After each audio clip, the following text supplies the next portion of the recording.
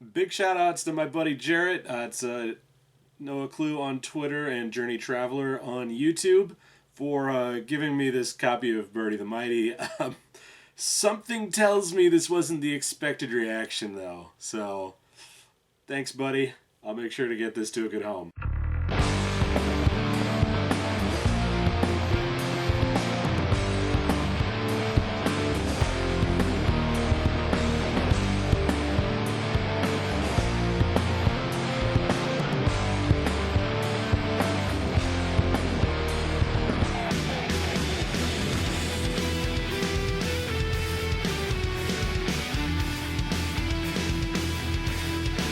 Birdy the Mighty was an OVA created in 1996 by Studio Madhouse, but sadly that is not the one I get to review today. That one looked good, it played well, and it had an elegant simplicity to it. It also didn't have girls running around in space body paint and really janked out animation. No, they left that for the 2008 reboot called Birdy the Mighty Decode. What precisely they decoded with this sluggish, apathetic series is not readily apparent to me, but if I had to make a guess, I'd say what was decoded is the how-to guide on how to make a boring TV show. No, I'm not a huge fan of this reboot, and the reasons will become abundantly clear as this video drags on, but before I get to my gripes, I shall explain a bit about how the series falls right the hell apart. Its biggest problem is an age-old issue that I've always had, in that an adventure show is only as interesting as its characters. Our main character is one Birdy Sifon Altera, an alien from Alton who happens to look like a human being, more or less. There are lots of Alton out there, and they all pretty much unilaterally get shit upon by the rest of the galaxy. Why? Who knows? Who fucking cares? She's an investigator for the Space Patrol, and is on Earth hunting renegade monsters who have stolen the equivalent of a nuclear weapon called a Ryunka.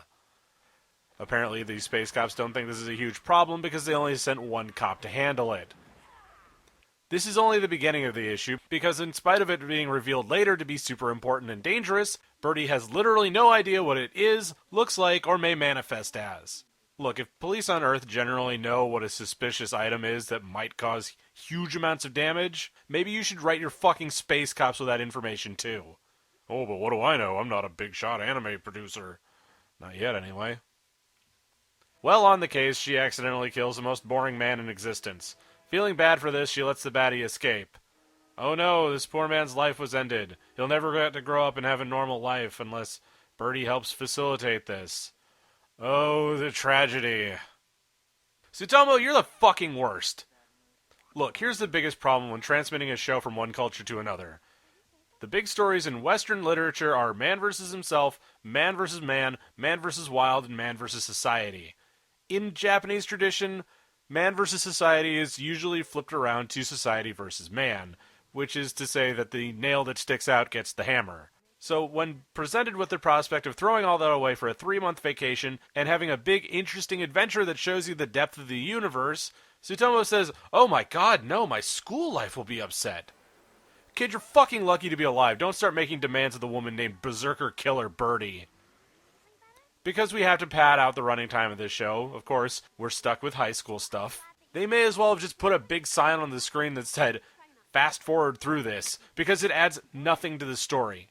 Tsutomu's friends exist to exist, and be the kind of characters that are simply there because, quote-unquote, this is the way that it is done. Every single time I see them, the only thing I wonder is, why are you here? What purpose do you serve? Why are you on screen? You could have cut most of these characters out and had nothing change. Hanamiya the journalist is semi-important. The stupid ghost hunters, not so much. Luckily, by the time they get to the second season, they're a bit better with it, but the damage is already done. They make a big to-do in this about how Tsutomu's parents aren't around and he's mostly by himself. So why not use the opportunity to say fuck it to school and go on a big adventure?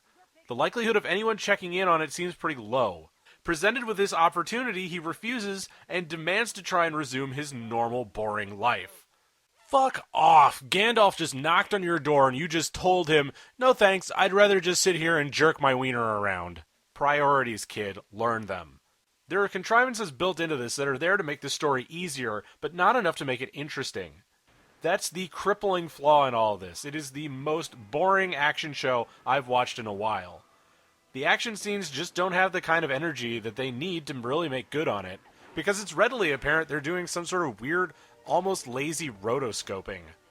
The problems for this are twofold. First problem, Birdy is basically wearing body paint, so there's nowhere for her clothing to have folds or otherwise. This leaves her character model looking fairly flat while she's in motion. The other part is that they slapped it together so weirdly that her body and the body of whoever she's fighting seems to morph and distend poorly as she goes. It's not good when your lead heroine seems to fluctuate body shape every time she moves, and boy do they not do a great job of managing that in the slightest. A1 Pictures is rapidly getting on my shit list, because between this and the Ace Attorney anime, I'm fairly certain they should just rename themselves to 4F. Kazuki Akane directed this one, and I guess it was all downhill after Noin, huh? This whole show just sort of looks bad. There's no life to the whole thing. The colors are washed out, and the less they move, the better they look. And when they start moving, there's an awful lot of half-assing it. Given how good the original OVAs looked, it's just a shame. Worse yet, they really tarted up Birdy's outfit. Like I said, she's just wearing body paint, essentially, and it's not covering very much at all. It doesn't really make her look sexy or anything. It makes her look kind of trashy. The original costume wasn't all that impressive, but at least it was a little bit more covering. But again, they can't seem to figure out what Birdy's body shape is, so it just looks awkward more often than not. There's an intensity in this combat that they seem to think is implied, but they never adequately animate it, and there's a bunch of special effects to cover up the shoddiness. Alright, so here's another huge problem. The writing is damn near incompetent. We have a mystery here. Who or what is the Ryunka? Well, if you were curious, they answered it in episode 3. No build-up, no nothing. This is your target. But Birdy doesn't know, Tsutomu doesn't know, none of the higher-ups know it, so you have a clueless cast now. You know what makes mysteries really work? Having the characters figure it out at the same time as the audience.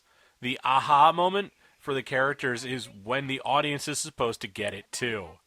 So when you blow your mystery early by showing us the answer, but not giving the characters the same information, makes it feel unengaging.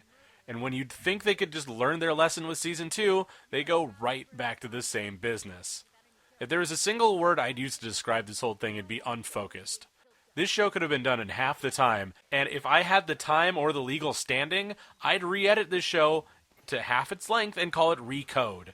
Obviously, I can't say a whole ton about this story because there is a mystery, and if you're morbidly curious enough to want to watch it, I won't spoil it for you. But when the question I keep asking myself with every passing episode is, what is the goddamn point of the show? Then you just don't got it.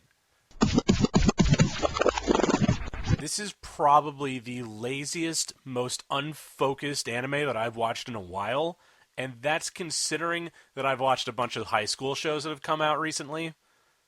Birdy is uninteresting. She's funny occasionally by accident. Her Shion Arita persona is not particularly interesting.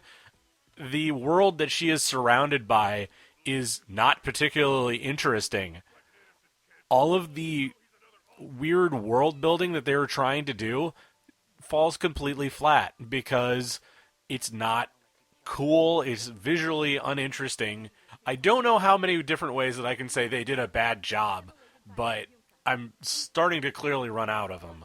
But yeah, every bit of writing in this seems forced and uninteresting, and thank God for the dub, because they actually took the time to try and make it somewhat watchable.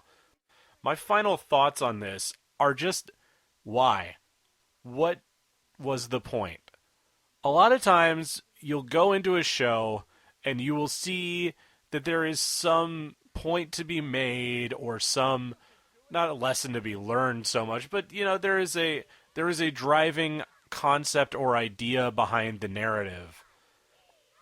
And the concept and ideas that I've been getting from Birdy the Mighty are basically, we are making an anime because we are making an anime. And we have the name Birdy the Mighty that we can take, use it basically to sell the show. And that's tragic, because Birdy the Mighty was cool. It wasn't great. I wouldn't go so far as to call it a classic, not yet at least, 20 years old.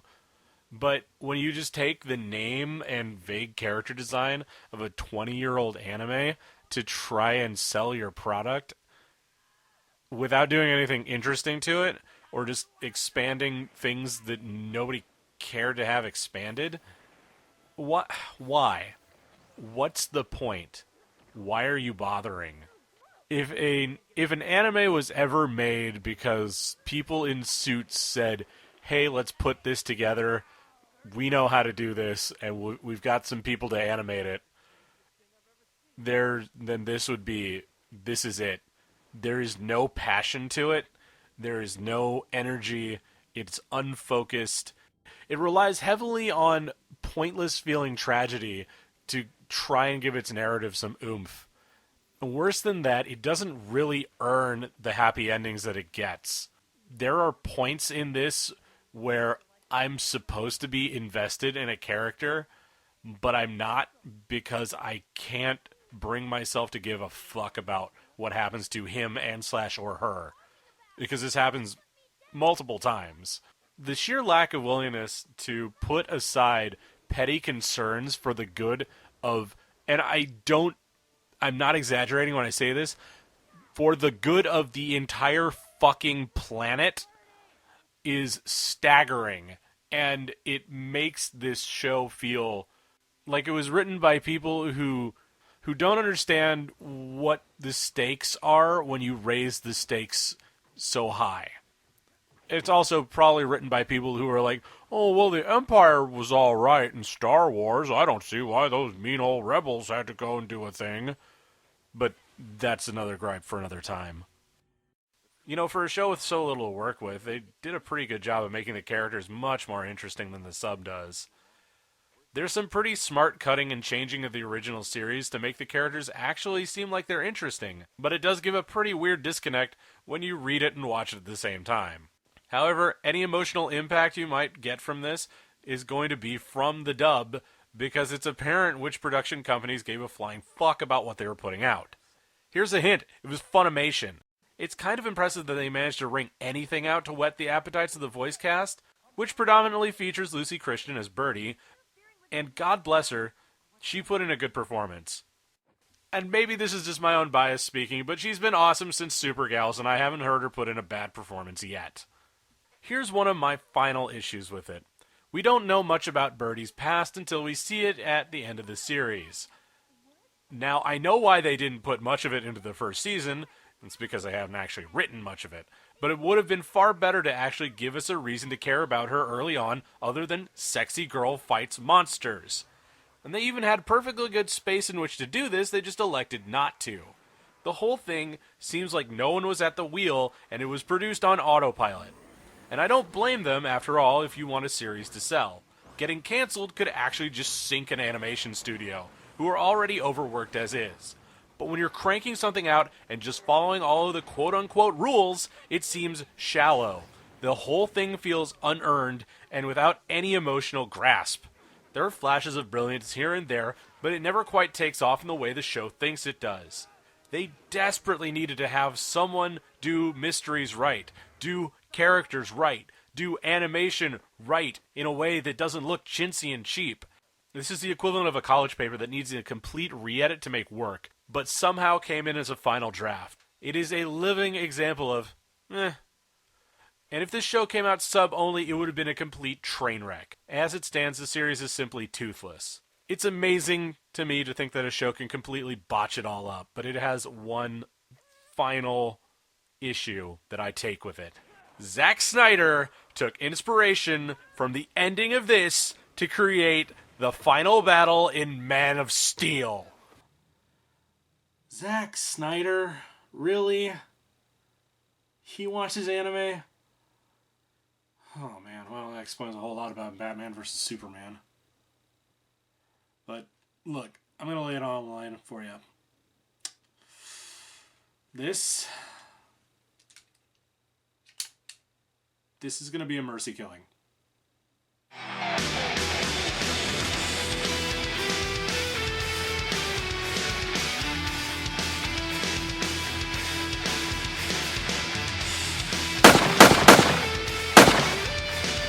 Fucking Zack Snyder Really? Oh. Hey, just die. Oh.